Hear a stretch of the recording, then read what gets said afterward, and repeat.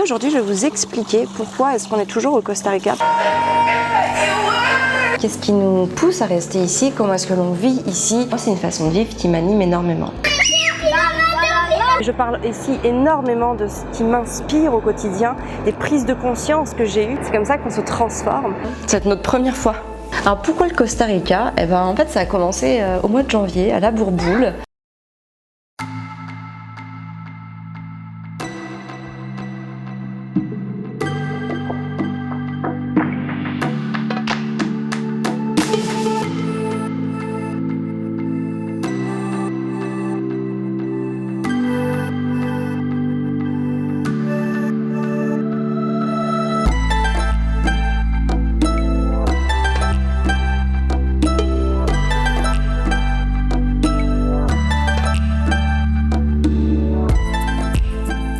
Bonjour et bienvenue chez Famille Épanouie. Alors aujourd'hui on est samedi matin, et là il est 7h du matin, donc voilà, le petit soleil tout doux qui se lève. Je suis assez vannée parce que j'ai fait 1 heure de yoga power intense. C'était bien intense, je confirme. Donc voilà, aujourd'hui on est samedi et on va faire des pancakes. Des pancakes, ça va être la première fois ici au Costa Rica, je fais des pancakes, j'ai acheté un truc tout fait. Ça va changer, on va se faire plaisir, ça va être sympa. Et puis aujourd'hui, je vais vous expliquer pourquoi est-ce qu'on est toujours au Costa Rica, pourquoi est-ce que notre voyage était initialement prévu du 28 janvier au 15 mars, pourquoi est-ce qu'on a fait le choix de décaler une première fois, puis une deuxième fois pour finalement rester 4 mois au Costa Rica. C'est ce que je vais vous expliquer dans cette nouvelle vidéo.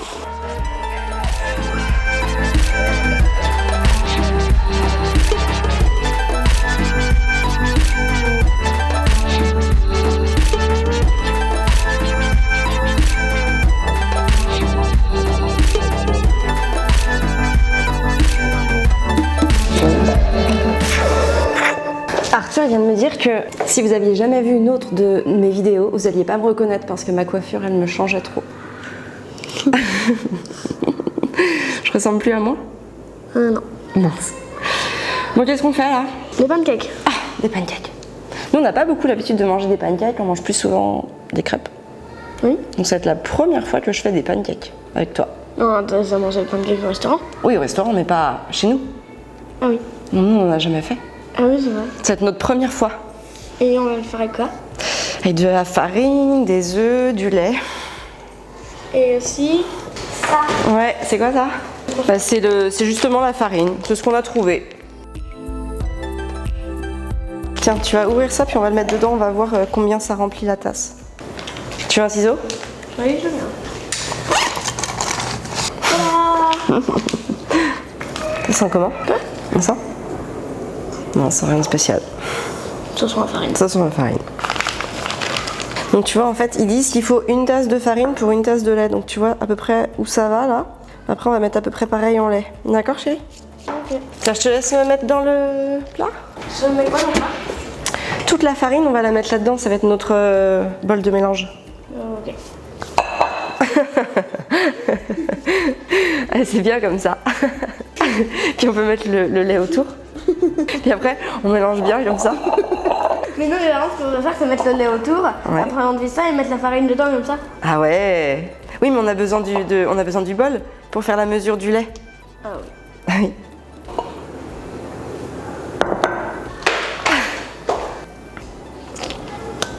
Voilà, et donc on va mettre maintenant le lait.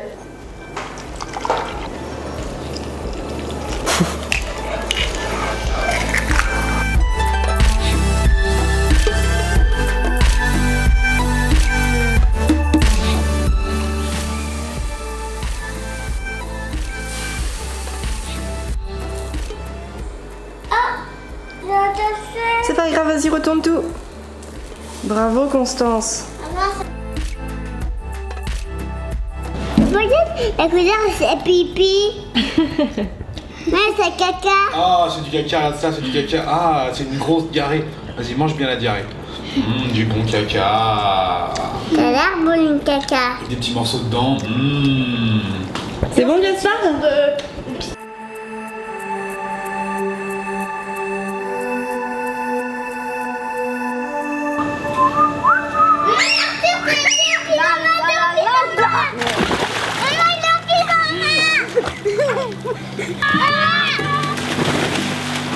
Alors pourquoi le Costa Rica? Qu'est-ce qui nous pousse à rester ici? Comment est-ce que l'on vit ici? Comment est-ce que cela aussi est possible?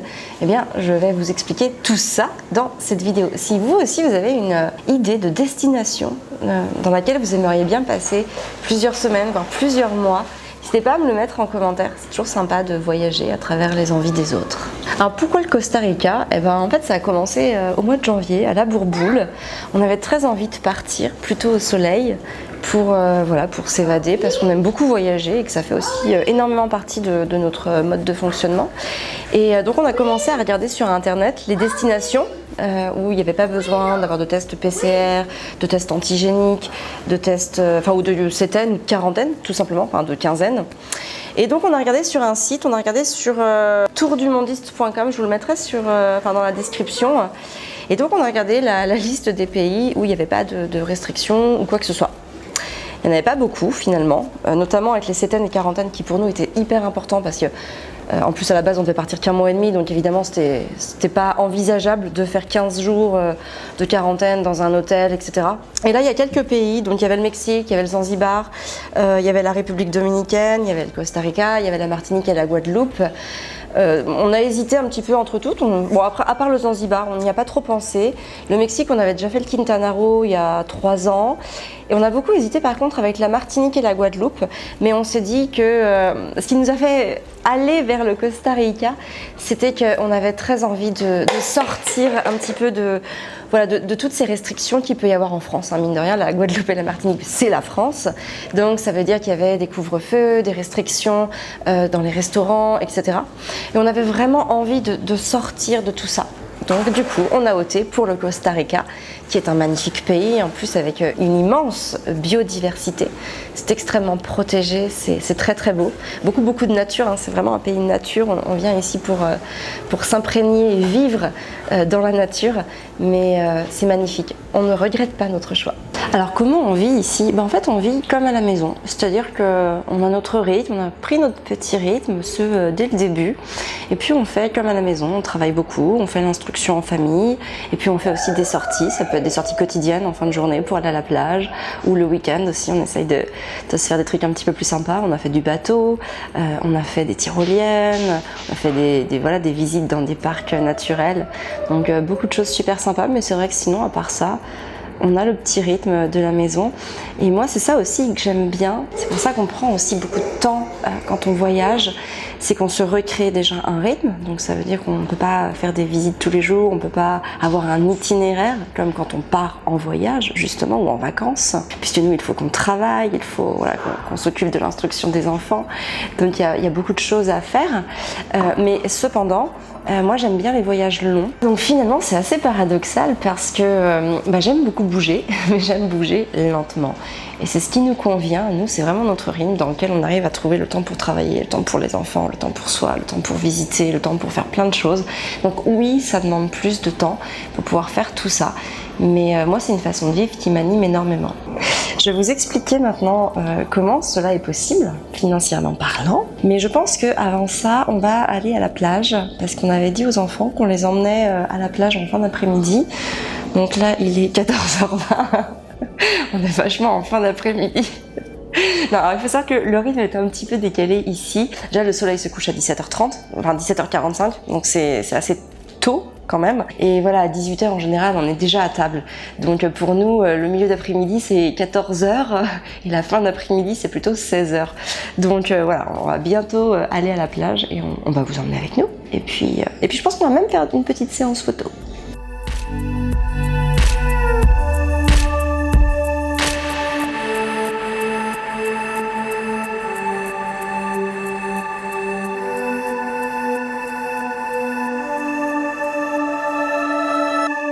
Alors comment est-ce que financièrement ce voyage de 4 mois au Costa Rica est possible? Alors on a évidemment les frais aller-retour en avion qui sont les mêmes que pour tout le monde qui prend l'avion. Après on a surtout les frais de voiture et de la location de la maison. En dehors de ça, ça reste nos frais habituels, les courses, éventuellement quelques sorties, des restaurants, des choses comme ça. Alors comment est-ce que c'est possible financièrement? C'est uniquement possible parce que l'on travaille chaque jour ici. Alors, on n'est pas venu là en vacances, on est venu là travailler. Donc pour nous, il y a des points qui sont fondamentaux, comme avoir du Wi-Fi, comme être confortablement installé aussi dans une maison où on puisse avoir un bureau, ou en tout cas des espaces pour travailler. Par exemple, depuis qu'on est ici, je donne toutes les semaines une conférence Maman épanouie pour pouvoir apprendre aux femmes à organiser leur vie selon leurs priorités, à reprendre du bon temps, du temps de qualité dans leur parentalité, d'avoir beaucoup plus confiance en elles, d'être mieux organisées, encore une fois, pour agir selon ses priorités. Donc ça permet de donner beaucoup de visibilité à ce programme et d'aider les femmes à franchir le pas, à oser transformer leur vie comme les 3500 mères épanouies l'ont déjà fait dans ce programme. Donc voilà, puis il y a aussi Famille épanouie plus, Famille épanouie plus qu'on a lancé au mois de février, donc voilà, en étant pleinement ici. Famille épanouie, un programme qui vous accompagne au jour le jour pour votre vie de famille, avoir des relations familiales beaucoup plus épanouies. D'ailleurs, si vous voulez vous inscrire pour la prochaine conférence Maman épanouie que je donne, je vous mets le lien dans la description. Venez, c'est toujours des moments extraordinaires. Oui, je présente le programme Maman épanouie, mais je parle ici énormément de ce qui m'inspire au quotidien, des prises de conscience que j'ai eues pour pouvoir me faire évoluer moi-même dans ma vie. Et je parle aussi évidemment de la manière dont je peux vous accompagner et puis je réponds à toutes ces questions de toutes ces mères qui ont des problématiques sur leur vie quotidienne, sur leur vie de maman, sur leur vie de femme. Donc on voit tout ça ensemble et c'est toujours de très très beaux échanges. Et donc c'est pratique aussi pour moi ici parce que il est 13h alors qu'en France il est 21h. Ici c'est beaucoup plus, je suis dans une énergie beaucoup plus favorable à pouvoir donner parce que voilà, je suis en pleine énergie alors que le soir à 21h, comme tout le monde, je suis un petit peu plus fatiguée. Donc voilà, un voyage qui n'est possible uniquement parce qu'on travaille tous les jours, ça rythme notre quotidien, c'est important, notre vie personnelle et notre vie professionnelle sont imbriquées l'une dans l'autre. On vit comme ça, c'est ainsi, on ne coupe jamais. Ça peut paraître parfois problématique. Pour nous, c'est notre style de vie, c'est notre art de vivre. Aujourd'hui, on est samedi 8 mai. Je vous fais cette vidéo, j'enregistre, il n'y a pas de jour férié. On travaille tous les jours et c'est ce qui nous permet aussi de pouvoir partir à l'autre bout du monde plusieurs mois avec nos enfants. Je voudrais aussi vous dire que dans la vie, les meilleures choses que l'on vit, c'est pas toujours celles que l'on prévoit. Ne pas prévoir, c'est aussi s'autoriser à vivre l'imprévu. Et l'imprévu nous éloigne de ce côté matérialiste pour pouvoir se reconnecter très très fort à ce qui a du sens pour nous, à ce qui est vital pour nous, à ce qui est fondamental pour nous. Et on se rend compte finalement qu'avec très très peu de choses, dans ce genre d'expérience, on a l'essentiel. Une famille, des enfants en bonne santé, qu'on est là les uns pour les autres. Et c'est ça qui est important et c'est ça aussi qui fait la beauté de cette expérience. Je ne sais pas si je serais capable de vivre plus longtemps cette expérience, aller au-delà de 4 mois. En tout cas pour moi c'est une première victoire parce qu'on a ce projet d'expatriation depuis plusieurs années avec Fabien et que clairement je freine. Je freine parce que je suis très accrochée à ma famille, parce que j'ai ce point d'ancrage aussi qui est chez moi en Anjou et que s'expatrier ça veut dire aussi recommencer une autre vie autre part, prévoir des retours parce que je crois que j'aurais du mal à être plus que 3 mois loin de ma famille. Donc j'aurais besoin de faire des retours réguliers et fréquents pour pouvoir me ressourcer auprès d'eux. Mais en tout cas, du coup, ce voyage, ce qui est intéressant, c'est qu'il me montre que je suis capable de le faire. Je suis capable de rester 4 mois loin de ce que j'aime.